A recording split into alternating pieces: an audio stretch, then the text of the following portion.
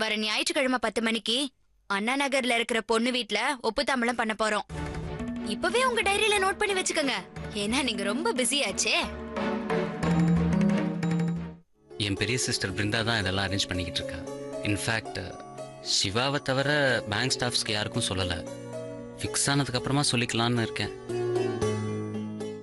நான் நல்லா இருக்கணும்னு நினைக்கிற என் அண்ணனுக்கு ஒரு நல்லது நடக்கிறதுக்கு நான் சில விஷயங்களை பண்ணிதான் ஆகணும்.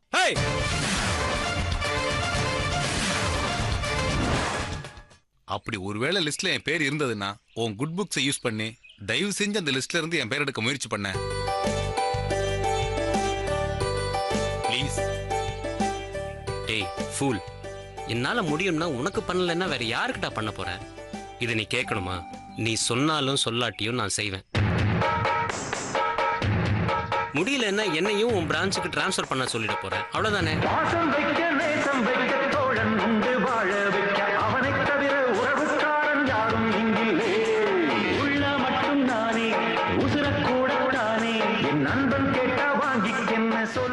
முரளி, என்கிட்ட இருக்கிறது ஒரே ஒரு பைக் தான்.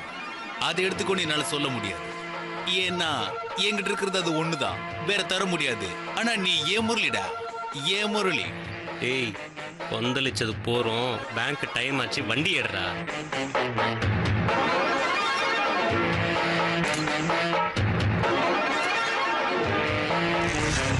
உட்கார்றேன்.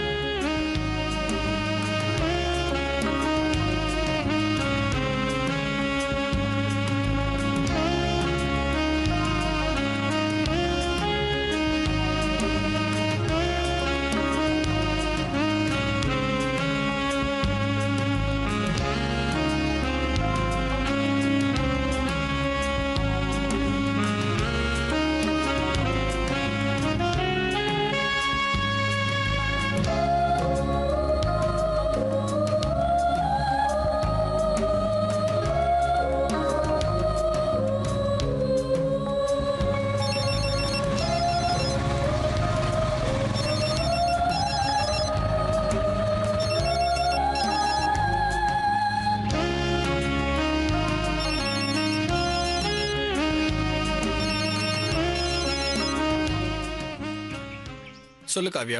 டேய் சிது, என்ன நினைச்சிட்டு இருக்க உன் மனசுல? இதோட எத்தனை தடவை கால் பண்றது உனக்கு? ஓ டிஸ்பிளேல பாரு. இல்ல காவ்யா, வண்டி ஓட்டிட்டு இருந்தாதான் போன் எடுக்க முடியல. இத்தனை நாளா நீ பைக் ஓட்டும் போது நான் போன் அடிச்சா நீ எடுக்கல? அப்பெல்லாம் பைக் ஓட்டாம தள்ளிட்டா வந்துட்டு இருந்த. இந்த கதையெல்லாம் இங்க விடாத. லுக், இப்ப நீ எங்க இருந்தாலும் சரி, என்ன பண்ணிட்டு இருந்தாலும் சரி, 15 மினிட்ஸ்க்குள்ள என் வீட்டுக்கு வர. பை. ஏய் காவ்யா, உன் வீட்டுக்குலாம் வேணாம். நாளைக்கு உன் கிளாஸ் முடிஞ்ச உடனே நம்ம ரெகுலரா மீட் பண்ற காஃபி ஷாப்ல மீட் பண்ணலாம். நான் உன்கிட்ட ஐடியா கேட்டேனா? இல்ல ஒழுங்கு மரியாதையா நான் சொன்ன மாதிரி இன்னும் 15 மினிட்ஸ்க்குள்ள வந்து சேரு. எங்க அப்பா அம்மா ஒரு கல்யாணத்துக்கு போயிருக்காங்க. அதுக்குள்ள நீ வந்து என்ன பாத்துட்டு போயிடு. ஐயோ காவ்யா, நான் சொல்றத கொஞ்சம் கேளு. உன் வீடு வேணாமா, நம்ம நாளைக்கு மீட் பண்ணலாம். இடியட், பச்சையா சொன்னதா உனக்கு புரியுமா? எனக்கு உன்னை பார்க்கணும் போல இருக்குடா. நீ ஊருக்கு போன ஒரு வாரமா உன்னை பார்க்காம எவ்வளவு மிஸ் பண்ண தெரியுமா? நீ என்ன மிஸ் பண்ணவே இல்லையா? உனக்கு என்ன பார்க்கணும்னு தோணலையா? You didn't miss me? Kavya, understand my situation. I do miss you. N problems மத்த சிச்சுவேஷன்லாம் கொஞ்சம் புரிஞ்சுக்கோயே.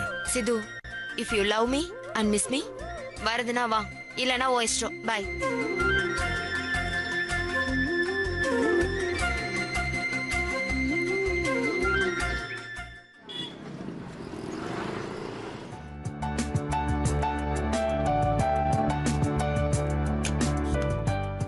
Good morning Sujatha. வாங்க ஆண்டி. என்ன காலங்காத்தால உன்னை டிஸ்டர்ப் பண்ணிட்டேனா? அதெல்லாம் ஒண்ணும் இல்ல. ஆமா, எங்க அங்கிள காணோம்? அவருக்கு கொஞ்சம் உடம்பு சரியில்லை. சின்ன குழந்தை மாதிரி நல்ல மழையில ஐஸ்கிரீம், அதுவும் என்ன ஐஸ்கிரீம், ஃபலூடா. அத சாப்பிட்டு ஜுரத்துல கொண்டு போய் விட்டுருச்சு. வீட்டுல மருந்து சாப்பிட்டு நல்லா ரெஸ்ட் எடுத்துக்கிட்டு இருக்காரு. ஆமா, அன்னைக்கு என்னாச்சு ஆண்டி? அப்படியே வந்தீங்க, கிளம்பி போயிட்டீங்க. எனக்கு பொய் சொல்றது அவ்வளவா பிடிக்காது. அதுக்காக மனசுக்குள்ள இருக்கிற உண்மைய கோலி சோடா மாதிரி பட்டுன்னு போட்டு உடைக்க முடியாது.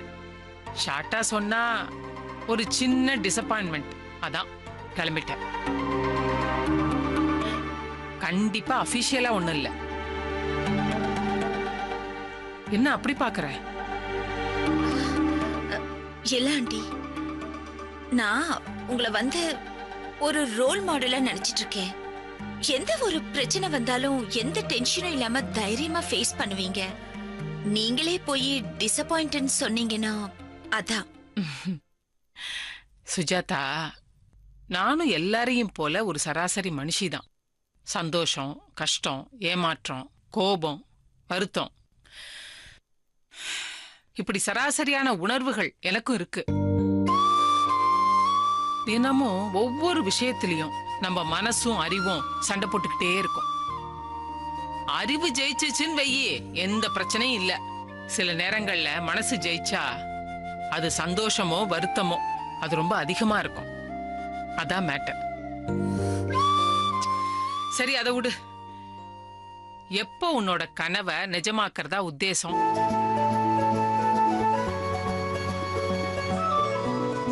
உனக்கு உங்க அப்பா அம்மா கிட்ட பேசுறதுக்கு ஏதாவது தயக்கமா இருந்தா என்கிட்ட சொல்லு. ₹1 சர்வீஸ் சார்ஜ் வாங்காம நான் பேசி சால்வ் பண்றேன். இப்படி சிரிச்சு மழுப்பினா மட்டும் நான் விட்டுட்டு போயிடுவேன்னு நினைக்கிறியா? இந்த பார், உன் மனசுக்குள்ள என்ன இருக்கு? இது இப்படி பேசுற ஆண்டியை தான் எனக்கு பிடிக்கும். அம்மாடி, ஐஸ் வச்சதெல்லாம் போதும். ஏற்கனவே வீட்டுல ஒருத்தர் ஐஸ்கிரீம் சாப்பிட்டு படுத்துக்கிட்டு இருக்காரு. என்னையும் அவர் கம்பெனி கொடுக்க வச்சிடாத. ஆண்டி, உங்களுக்கு தெரியாதது எதுவுமே இல்ல. தம்பி ஒரு வருஷம் கோர்ஸ் ஏதோ பண்ணணும்னு சொல்றான். அது பண்ணா இன்னும் நல்ல ஜாப் கிடைக்கும்னு நினைக்கிறான். இந்த நேரத்துல போய் போதும்டா, நீ படிச்சதெல்லாம் போதும், நான் கல்யாணம் பண்ணிக்கணும்னு ஆசைப்படுறேன், அதனால குடும்பத்தை தாங்கிறதுக்கு நீ ஒரு ஜாப் தேடிக்கோன்னு என்னால சொல்ல முடியுமா? அதை நினைக்கும் போதே எனக்கு ரொம்ப கஷ்டமா இருக்கு. அது ரொம்ப செல்ஃபிஷா இருக்க மாதிரி தோணல? இப்படி நாம பண்ற ஒவ்வொரு விஷயத்துக்கும் அடுத்தவங்களை பாதிக்கும்னு கவலைப்பட நினைச்சா நம்மளால ஒரு விஷயத்த கூட பண்ண முடியாது.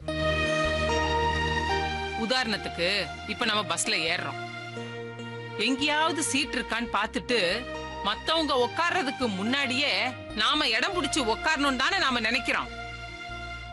மத்தவங்க போய் உட்காரட்டும் நாம ஒண்ணு விலகி நிக்கலையே. ஆக்சுவலா பார்த்தா அது சுயநலமா இல்ல, யதார்த்தம். ஆனா அதுக்காக மத்தவங்கள தள்ளி விட்டுட்டு முந்திக்கிட்டு போய் உட்கார்றது சுயநலம். இப்போ நீ நினைக்கிற மாதிரி உன் தம்பி நினைச்சானா சொல்லு? இத்தனை வருஷம் தன்னோட விருப்பு வெறுப்புகளை எல்லாம் பூட்டி வச்சுட்டு குடும்பத்துக்காக இவ உழைக்கிறாளே, அவ விருப்பத்தை நாம நிறைவேற்றுவோன்னு அவனுக்கு தோணியிருக்கா? இல்ல இல்ல. இருந்திருந்தா பிடெக் முடிச்சிட்டு இன்னும்மா வேலைக்கு போகாம இருப்பான்?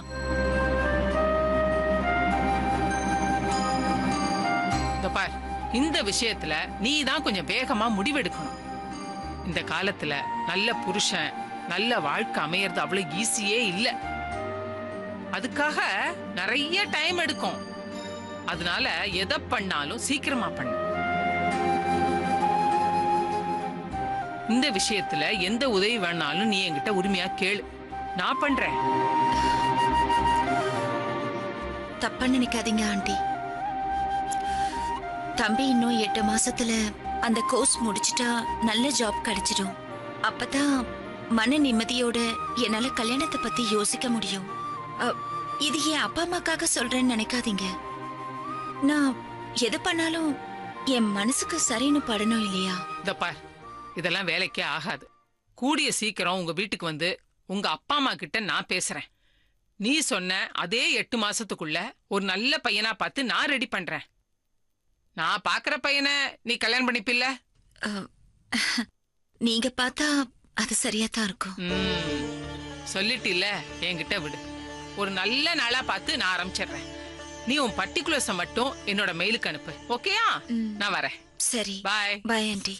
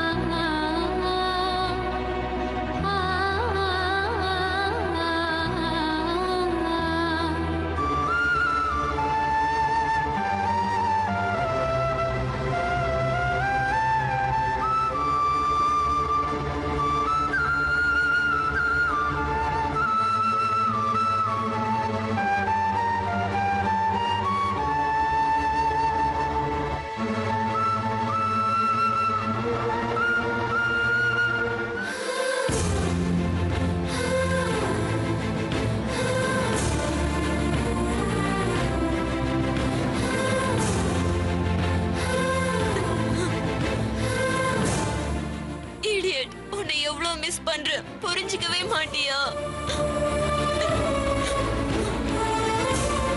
காவியா ப்ளீஸ், யாரா பார்த்தா தப்பாயிட போகுது. Control your feelings. சரி வா, உட்காந்து பேசலாம்.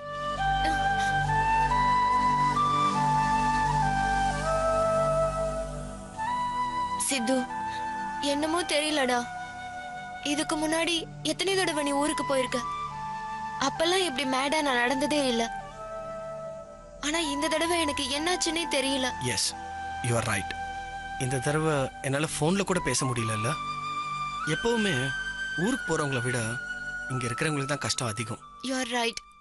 எதுவுமே பிடிக்கல. ஒன்றும் இல்லை, நம்ம யூஸ்வலா பைக்ல காலேஜ்க்கு போவோம்ல, அந்த ரோடையே நான் அவாய்ட் பண்ண தெரியுமா? காலேஜ்ல ஃப்ரெண்ட்ஸ் கிட்ட யூஸ்வலா இருக்கிற மாதிரி இருக்க முடியல. எல்லாருமே என்ன இதுதான் சான்ஸ்னு ஓட்டிட்டு இருந்தாங்க. சரி, போன விஷயம் என்னாச்சு?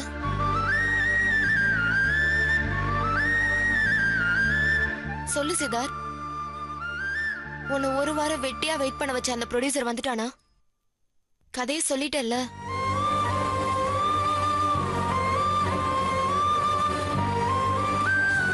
என்னாச்சுடா? சினிமா ஒரு ட்ரீம் ஃபேக்டரின்னு சொல்லுவாங்க. பேருக்கு ஏற்ற மாதிரியே அது ஒரு ட்ரீம் ஃபேக்டரி தான். இதில் ஜெயிக்கணும்னா திறமை மட்டும் இருந்தால் பத்தாது காவியா. லக்கு, அதிர்ஷ்டம் இதெல்லாம் தேவை. நான் இந்த வாட்டி சின்சியரா ஒரு டிட்டர்மினேஷனோட தான் இருந்தேன். பட் என்னோட பேட் லக் காவியா என்னோட பக்கம் ஃபேவரே ஆகல. 1 வருஷம் இல்லை காவியா, 3 வருஷம் கைக்கு வரா மாதிரி வருது. பட் மிஸ் ஆயிருது. 1 வருஷம் இல்லை காவியா, 3 வருஷம் கைக்கு வரா மாதிரி வருது. பட் மிஸ் ஆயிருது.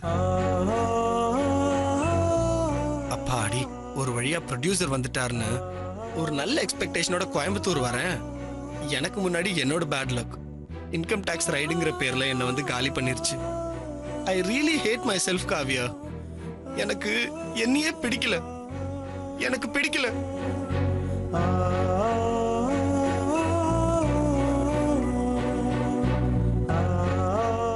சித்தார்த், frankly speaking காவியா, நான் தனியா தோக்கும்போது கூட நான் பயந்ததில்ல.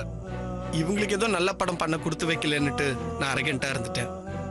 ஆனா ஒவ்வொரு வாட்டி அட்டம் பண்ணும்போது ஏதாவது ஒரு தடங்கல். இவங்க வந்து என்ன நல்ல டைரக்டர் இல்லைன்னு சொல்லட்டும், என் கதை பிடிக்கலன்னு சொல்லட்டும், நான் ஏத்துக்கிறேன். பட் மீட்டிங், டிஸ்கஷன் எதுவுமே நடக்காத போதுதான் பயமா இருக்கு காவியா.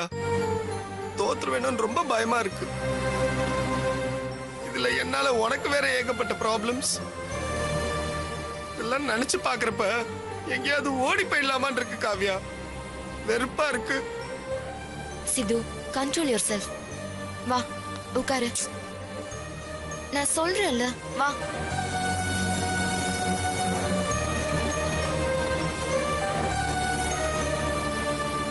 இங்க பாரு சித்தார்த், லைஃப்ல பெரிய லெவல்ல அச்சீவ் பண்ணவங்களோட லைஃப் ஹிஸ்டரி எல்லாம் படிச்சு பாத்தீங்கன்னா, தாமஸ் ஆல்வா எடிசன்ல இருந்து ஹார்ட் பிரெட்ஸ் மகாதேவன் வரைக்கும் எல்லாருமே ஃபர்ஸ்ட் டேஸ்ட் பண்ணது தோல்வியை தான். ஜெயிக்கிறது ஈஸியா ஆயிடுச்சுன்னா அதுக்கான மரியாதை இல்லாம போயிடும். எதையுமே கஷ்டப்பட்டு வலியை அனுபவிச்சு கிடைக்கும் போதுதான் அதுக்கான வேல்யூ தெரியும். அது ஒரு குண்டூசியா இருந்தாலும் சரி, நாட்டோட சுதந்திரமா இருந்தாலும் சரி. Failure is the stepping stone for சக்சஸ்னு சொல்வாங்க. தோல்விதான் ஜெயிக்கணுங்கிற சக்தியை கொடுக்கும். எதுவுமே கிடைக்காத போதுதான் அதை அடைஞ்சே தீரணும்னு ஃபைட் பண்ணுவோம். எங்க அப்பா அடிக்கடி ஒரு இன்சிடென்ட்ட சொல்லுவாரு. புதையல் கிடைக்கணும்னு ஒருத்தன் 10 அடி வரைக்கும் கஷ்டப்பட்டு கிணறு தோண்டினானா. புதையல் கிடைக்கல, இனிமேலும் கிடைக்காதுன்னு விட்டுட்டு போயிட்டானா. ஆனா அடுத்து வந்தவன் 10 அடி வரைக்கும் கிடைக்கலங்கிற உண்மை தெரிஞ்சும் தோண்டி இருக்கான். ஏன்னா அவனுக்கு நிச்சயம் ஜெயிப்போங்கிற நம்பிக்கை இருந்துச்சு. அதுக்கப்புறம் 2 அடி தான் தோண்டினான், அவனுக்கு புதையல் கிடைச்சிருச்சு. அவனை ஜெயிக்க வச்சது அவனோட உழைப்போ அதிர்ஷ்டமோ இல்ல, அவனோட உறுதியான நம்பிக்கை தான். ஏன் ஓ இண்டஸ்ட்ரியிலேயே ஏகப்பட்ட பேரை சொல்லலாமே. அதுலயும் சுதா சந்திரன் மேடம், அவங்க ஒரு டான்சர். கால் தான் டான்ஸ்க்கு முக்கியம். அதுவே ஆக்சிடென்ட்ல போன பிறகு அவங்களோட நம்பிக்கை அவங்கள ஜெயிக்க வச்சுதான் இல்லையா? வால்ல நெட் கட்டுற ஸ்பைடரை கவனிச்சிருக்கியா? எத்தனை தடவை அருந்து விழுந்தாலும் பிடிவாதமா நின்னு கட்டும். அந்த ஸ்பைடரோட ஃபயர் உனக்கு இல்லையா? உன்னால முடியும் சித்தார்த். டேய், ஏன் நீ ஒரு லூசர்னு இன்ஃபீரியாரிட்டி காம்ப்ளெக்ஸ வளர்த்துட்டு இருக்க? நான் ஒரு வின்னர்னு நினைச்சிட்டு ஓடு. எத்தனை தடவை விழுந்தாலும் அத பத்தி நினைக்காம ஓடுறத பத்தி மட்டும் நினை. நான் உன் கூட இருக்கேன், இருப்பேன் எப்பவும். I'm always with you. இந்த ஃபெயிலியர்ல இருந்து வெளியில வரணுமா? உனக்கு பிடிச்ச விஷயங்களை 2 நாள் பண்ணு. 2 days. 3rd day திரும்பவும் பேட்டில் ஃபீல்டுக்கு வா. இந்த உலகத்திலேயே ஈஸியான விஷயம் என்ன தெரியுமா? அடுத்தவங்களுக்கு அட்வைஸ் பண்றதுதான். அந்த வலியும் கஷ்டமும் அனுபவிச்சாதான் தெரியுங்கிறது எனக்கும் தெரியும். ஆனா ஜெயிச்சதுக்கு அப்புறம் பிளாஷ் லைட்ல ஸ்டேஜுக்கு போய் பேசுறது யாரு? நீதானே? அப்படி நினைச்சு பாரு. இந்த தோல்வி, அவமானம், வலி எல்லாமே சாதாரணமாயிரும். தேங்க்ஸ் காவ்யா. குட். இதான் yes Sidhu. Take it the right spirit. போ, ஒரு நாள் உன் கனவை மறந்துட்டு என்ஜாய் பண்ணு. இப்ப அப்பா வர டைம் ஆயிடுச்சு, நீ அடுத்த காலி பண்ணு. பாய். ம்.